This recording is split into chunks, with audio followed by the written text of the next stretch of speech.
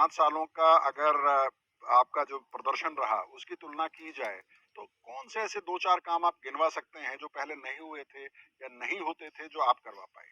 देखो किसी भी समुदाय या किसी भी परिवार का उद्धार का मूल आधार है वो शिक्षा है और मैंने शिक्षा पे फोकस किया और मेरी विधानसभा के अंदर जितने जो स्कूल हैं सारे स्कूलों में मैंने फर्नीचर है कंप्यूटर है और अधिक से अधिक मेरे विधायक कोटे का जो पैसा आता है इसमें मैंने 60-70% भवन स्कूल के अंदर रूम का है स्कूल के चार दीवारें हैं खेल मैदान मैंने शिक्षा पे फोकस किया और मेरी विधानसभा में तीनों पंचायत समितियों में कॉलेज खुलवाई प्लस खुलवाने के साथ मैंने इसकी बिल्डिंग भी मेरे कार्यकाल के अंदर ही बनवा ली और मैंने एजुकेशन के मामले में पहले वाले जो विधायक थे उनकी तुलना में एजुकेशन के मामले में मैंने बेहतर काम किया। इसके अलावा करेणा पेयजल परियोजना हमने 886 करोड़ की पेयजल परियोजना स्वीकृत कराई जो तीनों विधानसभा के तीनों पंचायत समितियों को कवर करेगी। ये दो काम हो गए। तीसरा मैंने यहाँ वाटर लेवल जो है वाटर लेवल है 3 नदियां यहाँ पर है मोरन भादर वातक 3 नदियां हैं। इन तीनों नदियों पे श्रृंखलाबद्ध एनीकट बनाने के लिए ताकि यहाँ का जो ग्राउंड लेवल का जो वाटर है और इसके अलावा यहाँ पर जो हेडपंप खोदते हैं तो पानी नहीं आता है तो उसको लेके मैंने काम किया और 100 करोड़ का प्रोजेक्ट सैंक्शन करवाया। इसके अलावा सबसे बड़ी उपलब्धि मैं मानता हूँ कि यहाँ के लोगों के अंदर जैसे कि आज बिलकुम समूह से हम लोग हुँ, यहाँ पर कांग्रेस बीजेपी के लोगों ने इस कम्युनिटी के लोगों के माइंड में ऐसा सेट कर दिया था कि आप पिछड़े हुए हो आप कमजोर हो आप एक निचले तबके के लोग हो और आप कुछ नहीं कर सकते हो ऐसा फील करा दिया था आपको हम सरकार की फ्री की योजना दे रहे हैं वो खाओ पियो और इसी में आप जियो ये ऐसा फील करवा रहे थे ये लोग। हमने इनकी कम्युनिटी के अंदर आत्मविश्वास जगाया उनकी आइडेंटिटी के हमारी जो कम्युनिटी उसको पता है कि आपकी ताकत क्या है आपकी ताकत क्या है आप कौन लोग हो और इनका इतिहास बताया हमने। इन चीजों पे हमने काम किया और आज हर छोटा सा बच्चा जो 5 साल पहले आदिवासी भील कहने से शर्माता था अपने आप को नीचा समझता था आज हर गर्व से हर बच्चा कहता है कि मैं आदिवासियों में भील भील हूँ आदिवासी। ये बोलता है। ये हमने सबसे बड़ा काम किया और रिजर्वेशन की जो पॉलिसी थी कुछ आरएस की जो पॉलिसी थी इसमें हमने कुछ विधानसभा में क्वेश्चन लगा के इसके शेड्यूल एरिया के जो प्रावधान थे उसमें कुछ प्रॉफिट कराने का काम किया और जी। वो लोग ये पूर्व के जो एमएलएस थे पूर्व के जो मंत्री थे वो काम नहीं करा पाए थे। आपने रिज़र्वेशन का ज़िक्र किया, तो आप जिस पार्टी के टिकट पे विधायक चुने गए, अब आप भारत आदिवासी पार्टी के नेता हैं, कार्यकर्ता हैं। लेकिन भारतीय ट्राइबल पार्टी का ये कहना है कि टीएसपी एरिया में रिजर्वेशन का सही सही वितरण, सही डिस्ट्रीब्यूशन बहुत ज़रूरी है। क्योंकि ये पूरा आदिवासी बहुल क्षेत्र है, तो संख्या के अनुपात में रिजर्वेशन मिलना चाहिए और उनका ये कहना है कि आप लोगों ने ये मुद्दा छोड़ दिया है। क्या कहेंगे? देखो इसमें यहाँ पर थोड़ा विरोधाभास है। जी, कुछ लोग जनसंख्या के अनुपात में रिजर्वेशन की बात करते हैं कुछ लोग 73 करके मिशन चलाते हैं और हम लोगों ने जैसे कि हमारा जो मूवमेंट जो शुरू हुआ हमने एक ही बात बोली है कि संविधान के अंदर शेड्यूल 5 का प्रावधान है अनुच्छेद 244 वन के तहत जो रिजर्वेशन पॉलिसी है वो लागू करें।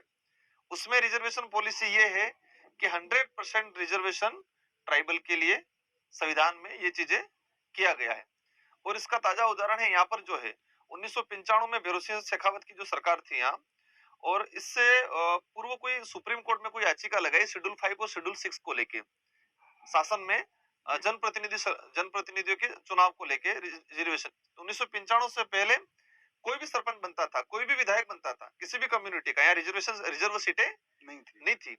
तो सुप्रीम कोर्ट के याचिका दायर की और सुप्रीम कोर्ट ने कोई जजमेंट जारी किया इसके बाद 1995 से यहाँ पर 100% रिजर्वेशन शासन में लागू हुआ। तब से यहाँ से सरपंच से लगा के एमपी तक सारे के आदिवासी सारे बनते हैं। ट्राइबल लोग लगते हैं मतलब ट्राइबल लोग चुनाव लड़ते हैं। इससे क्लियर हो गया कि शेड्यूल एरिया के अंदर 100% रिजर्वेशन ट्राइबल के लिए होना है। चाहिए। ठीक है तो हम ये चाहते हैं शासन में है तो प्रशासन में क्यों नहीं है। जी। ठीक है तो राजनीतिक आरक्षण मिला है, लेकिन प्रशासन में अभी भी नहीं मिला हाँ है, वो ही नहीं मिला है नौकरियों में नहीं मिला। नहीं मिला है। आपने शिक्षा की बात की, उससे मुझे याद आया, कल मैं घूम रहा था कुछ गाँवों में यहाँ पे, कुछ यंग बच्चों से मुलाकात हुई, 10वीं, 11वीं, 12वीं में पढ़ने वाले बच्चों से। आदिवासी छात्रों के लिए जो छात्रवृत्ति मिलनी चाहिए, वो कइयों को कई-कई साल से नहीं मिली है, बड़ा गंभीर मसला है। बिल्कुल आपने उठाया कभी विधानसभा में? बिल्कुल ये छात्रवृत्ति का जो मामला है 3 साल से मेरी जानकारी में जी, 3 साल से स्कॉलरशिप बच्चों को नहीं मिली है।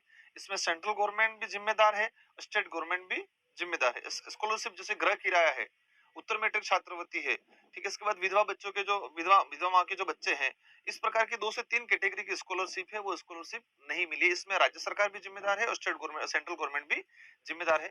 और मैंने इस चीज को कई बार कहा है कि आप फ्री की योजनाओं का में पैसा लगा रहे हो अरबों रुपया, लेकिन एजुकेशन पे नहीं लगा रहे हैं। स्कॉलरशिप एक बच्चे के लिए एक राहत है।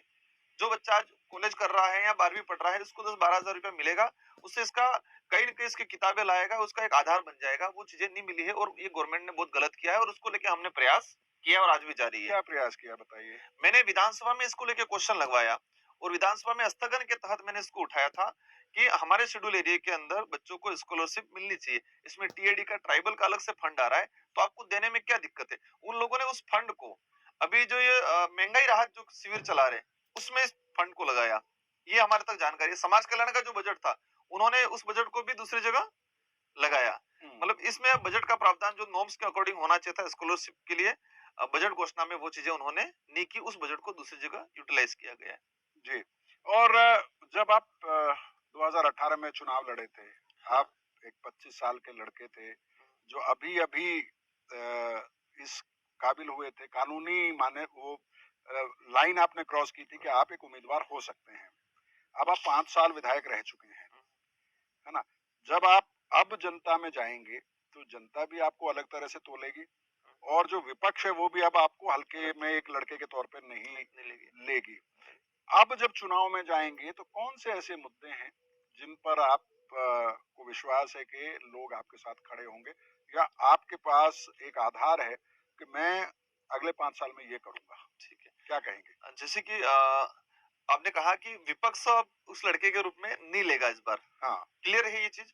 और यहाँ पर अभी जो सिचुएशन बनी है, आज कांग्रेस और बीजेपी दोनों देश में एक दुश्मन की तरह है, आमने सामने वैचारिक दुश्मन खतरनाक है, लेकिन हमारे यहाँ कांग्रेस और बीजेपी दोनों एक है आज।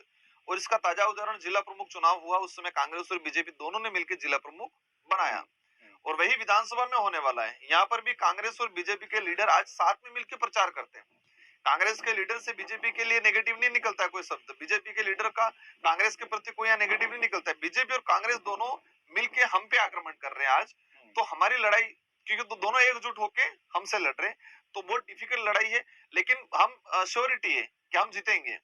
श्योरिटी इसलिए कि हम लोगों ने यहाँ पर जो भौतिक विकास की बात थी, पर कोई भी गांव नहीं छोड़ा है, हमने हर गांव में काम कराया है। भौतिक विकास पूर्ण रूप से उन लोगों से बेहतर कराया जिन लोगों ने उन्होंने 20-25 साल में नहीं कराया, वो हमने 5 साल में कराया।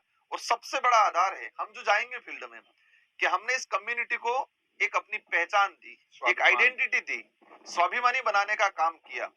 और ट्राइबल के जो अधिकार थे, ट्राइबल के लिए संविधान में जो प्रावधान थे, ये जन जन तक पहुंचाया और इस बात को लेकर हमने विधानसभा में आवाज उठाई और जनता को पता चला कि ट्राइबल के लिए इतने प्रावधान है। जी। ट्राइबल लेकिन जब आप विधायक होते हैं, तो आपसे अपेक्षाएँ बहुत होती हैं लोगों की और लोग नाराज़ भी नाराज होते भी होते हैं। हैं, स्वाभाविक है। तो उनको भी तो सँभालना होगा आपको, कैसे सँभालेंगे? देखो, नाराजगी कई बार छोटे-छोटे कई बड़े काम करा लेते हैं, लेकिन किसी आदमी का छोटा काम कराते नाराज नहीं करा पाते, तो वो नाराज होता है। अब हमारे यहाँ ये चीज है, लेकिन आज कम्युनिटी के लिए उस आदमी को पता है वो नाराज है, लेकिन उसको ये भी पता है कि मेरे आने वाली पीढ़ी के लिए यही संगठन काम आएगा, मेरे आने वाली पीढ़ी के अधिकारों के लिए, मेरे आने वाली पीढ़ी के अस्तित्व के लिए ये लोग ही लड़ रहे हैं, इसलिए वो आदमी हमको साथ देगा और उस जो नाराज है उनको भी मनाने की कोशिश हमारी ओर से करेंगे। कुछ पॉलिटिकल सवाल हैं। मुझे उम्मीद है आप ईमानदारी से और सीधा जवाब देंगे। बिल्कुल, बिल्कुल। जब आप बीटीपी के विधायक बने, तो वो दौर ऐसा था जब सरकार को आपकी ज़रूरत थी, गहलोत बिल्कुल, साहब को बिल्कुल। भी आपकी ज़रूरत थी। हाँ भाई चिंटू